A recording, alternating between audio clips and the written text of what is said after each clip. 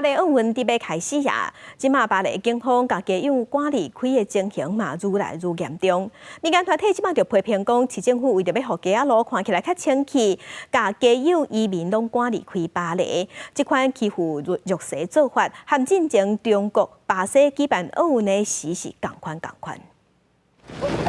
大庭警察就对前往移民甲家友集中的废弃大楼，爱内底几落百人收守的坐马术去巴黎以外的所在。过去这段时间，这种的景象一直出现。为了迎接奥运，法国政府最近加强赶走移民、家友，也有性工作者。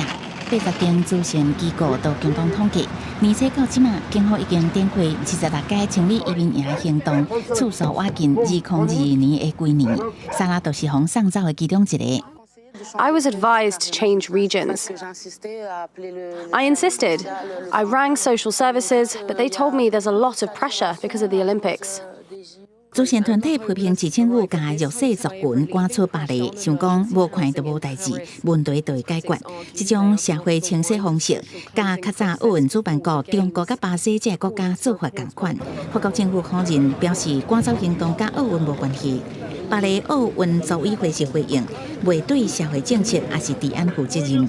同款甲奥运有关，巴黎出名的协会广场，因为伫要变做极限单车、厝帮、霹雳舞的比赛场地，车开始关起来，禁止车、脚踏车甲行人通行。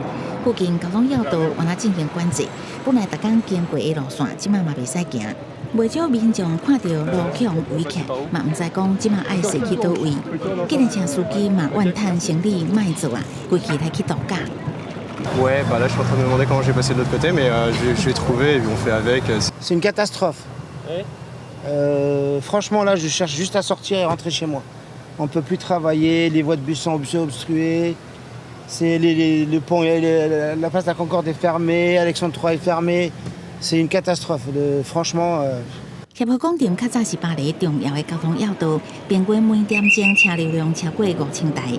部分民众表示，即马虽然爱驶路，但不过为着奥运会当忍受短时间的无方便。市政府计划9月才会重新开放协会广场，但不过因无打算让车搁倒转来，会伫周围改造行路的所在，让行人会当搁较自在伫广场内散步。公司新闻，徐婉玲编译。